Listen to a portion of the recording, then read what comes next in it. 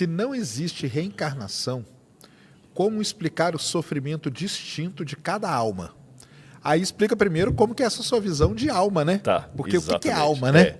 Eu acho que antes de explicar a minha visão de alma, eu acho que seria interessante até explicar a visão da reencarnação. Da reencarnação. Porque pode ser que uma galera que está assistindo a gente também nunca ouviu falar, Claro. né? Há vários grupos antigos que já falavam de reencarnação. Ou melhor, os mais antigos egípcios, Pitágoras era um que acreditavam na transmigração de almas, que é diferente, né? de reencarnação. A reencarnação acredita que a pessoa morre e ela reencarna numa outra pessoa. A transmigração de almas acredita não, que apenas a alma pode sair de um corpo e entrar no outro corpo. Tá certo? Ela sai daqui e ela vai para um outro corpo. Isso que você tinha mais no Egito e também ali com Pitágoras, a escola pitagórica, etc. Alguns grupos, como o da Índia, os hindus, são mais extremados. Eles acreditam a tal ponto na reencarnação que eles creem que uma pessoa pode reencarnar em qualquer ser vivo. É por isso que algumas correntes religiosas do hinduísmo não comem carne de maneira nenhuma, porque se ele comer uma galinha, uma vaca, ele pode estar comendo um ser humano que reencarnou ali. O próprio Pitágoras tem uma história que uma vez ele viu um camarada chutando um cachorro e ele defendeu o cachorro e alguém perguntou por quê. Ele falou, porque eu escutei no latido do cachorro os gritos do meu amigo que tinha morrido. Ele acreditava que a alma dele passou para o cachorro. Agora, a versão mais sofisticada disso, do kardecismo, está presente em livros como Nosso Lar, Evolução em Dois Mundos, psicografado pelo Chico Xavier. Nosso Lar é o clássico. Eles ensinam o seguinte, quando você morre, você tem uma série de pecados, de erros que vão impedir a sua evolução espiritual. Então, quando você vai para o mundo dos mortos, chega lá, eles preparam você, mas você tem que pagar aqueles pecados que você cometeu.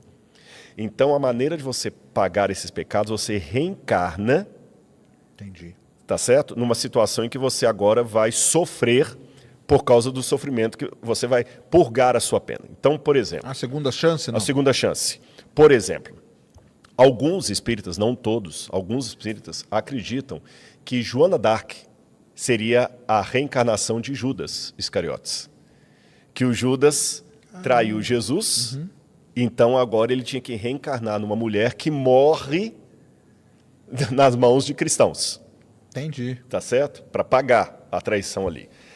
Alguns acreditam também que o Nero reencarnou em Juscelino Kubitschek. Caramba! Então, como o Nero destruiu uma cidade de Roma, ele tinha que vir e criar uma. Ele tinha que vir e criar uma, e Juscelino constrói Brasília e não pode morar em Brasília. Entendi. É sempre Sabe? assim. É sempre então, fazendo sempre o assim. contrário do que você fez. Essa é a ideia. E com essa linha da encarnação, explica-se, por exemplo, por que uma criança nasce aleijada, por que uma pessoa nasce com problemas e tudo mais, ele está pagando coisas da vida passada. Eu conversei com o Henri Cristo. Eu só estou explicando como eles pensam, não que eu penso assim. Eu né? sei. Eu conversei com o Henri Cristo lá em Brasília, uma outra vez. Ele tem uma linha mais ou menos de reencarnação. Ele tem. Ele pensa e ele fala assim que um psicopata, por exemplo, ele foi uma fera, era um animal, era um tigre, era um predador, e quando ele nasce, ele já tá fadado a ser um psicopata quando ele nasce, porque na verdade é a alma de um tigre, de um predador que voltou. Uhum. A minha ideia é a seguinte: biblicamente é difícil sustentar a reencarnação por várias razões. Por mais que alguns falem, não, mas João Batista era a reencarnação de Elias. Não, Elias não morreu, Elias foi trasladado para o céu. A Bíblia até proíbe a consulta aos mortos, então até a atividade mediúnica, eu estou falando com muito respeito aos espíritas que estão nos assistindo, eu só estou mostrando a minha resposta. Sim, claro. A atividade mediúnica de você receber de um morto uma mensagem para passar para alguém é expressamente proibida na Bíblia Sagrada. Por isso que as religiões cristãs, de uma maneira geral, não aceitam isso. Nem a católica, nem a protestante. E o espiritismo, na verdade, é um hibridismo entre a religião cristã e outras religiões. Por exemplo, as religiões de matriz africana, muitos nem falam, eu não sou cristão, eu sou do candomblé. Ainda que haja uma miscigenação ali religiosa, né, uma confluência religiosa, mas elas não são de matriz puramente cristã. A Bíblia proíbe a consulta aos mortos, proíbe os feiticeiros, os médiuns. Deus sempre condenou os médiuns na Bíblia. Moisés proibiu os médiuns no meio de Israel, proibia a consulta aos mortos. A visão bíblica de salvação não é algo que eu possa fazer para pagar uma culpa passada. Entendi. Que quem pagou a culpa por todos numa morte expiatória foi Jesus na cruz do Calvário. Se eu puder pagar o meu pecado numa nova vida, então não precisava Jesus ter morrido na cruz do Calvário. Sem contar alguns problemas. Todo mundo tem pecados, tem problemas a resolver. Até Chico Xavier tinha problema. Aí o que acontece? Você vai ter que ficar vindo eternamente, sempre reencarnando, porque sempre vai ter alguma coisinha para pagar. Não, mas é que tem algumas penas que já prescreveram e que você já não precisa mais voltar por elas. Então, eu acredito que o Chico Xavier ele já está num plano que ele não precisa mais reencarnar. Né? Bom, pode ser, mas biblicamente falando, a noção de alma não é uma entidade que vive fora do corpo e vai para outro corpo. Não. A Bíblia fala que Deus criou o homem do pó da terra, soprou nas narinas o fôlego de vida e ele passou a ser alma vivente, e não a ter uma alma. Tá certo? Então, biblicamente, eu não vejo confluência. Agora, a pergunta dele não foi essa, se compare biblicamente ou não.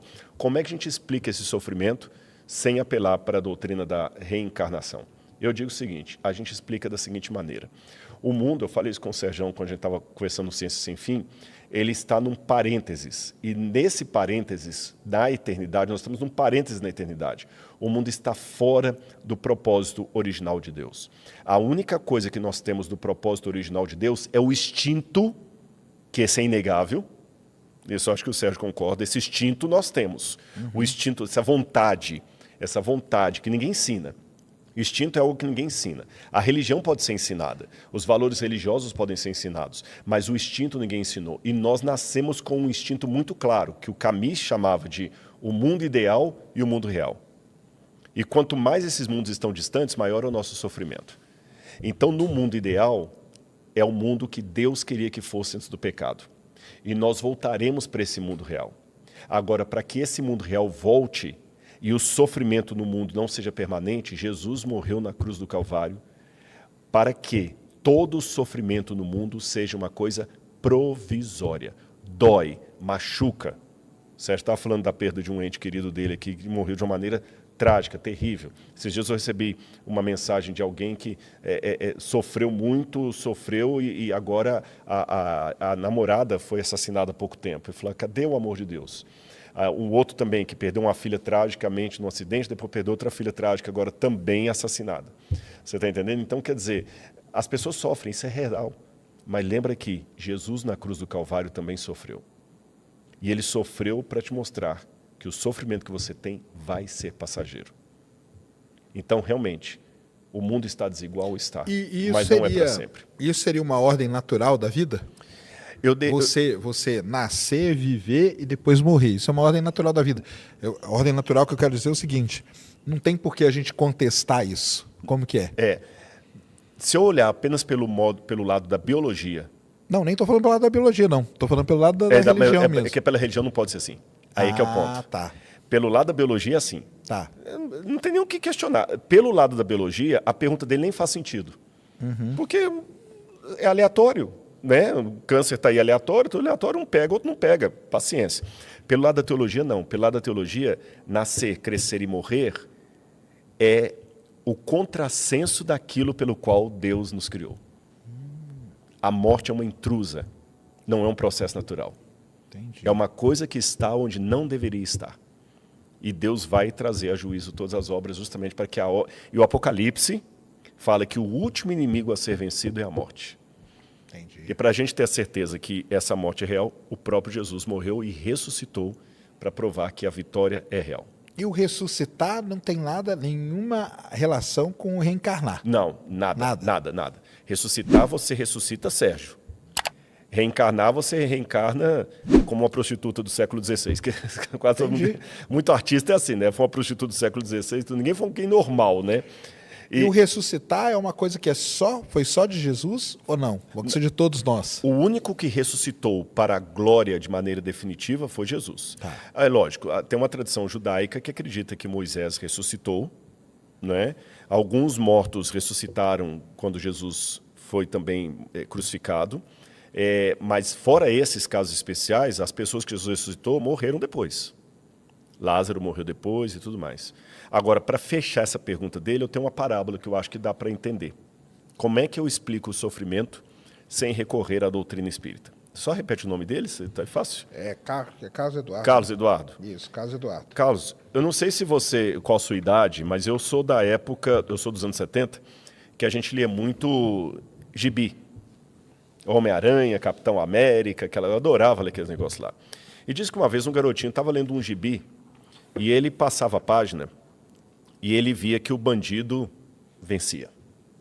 Ia mesmo, o bandido dava um murro na cara do Capitão América, e aí o bandido, o crânio vermelho, né, o Red Skull, né? Isso. Aí o Red Skull pegou e prendeu o Capitão América, deu aquela gargalhada, e ele não estava aguentando mais, o Capitão América estava todo destroçado, todo machucado, a roupa dele rasgada.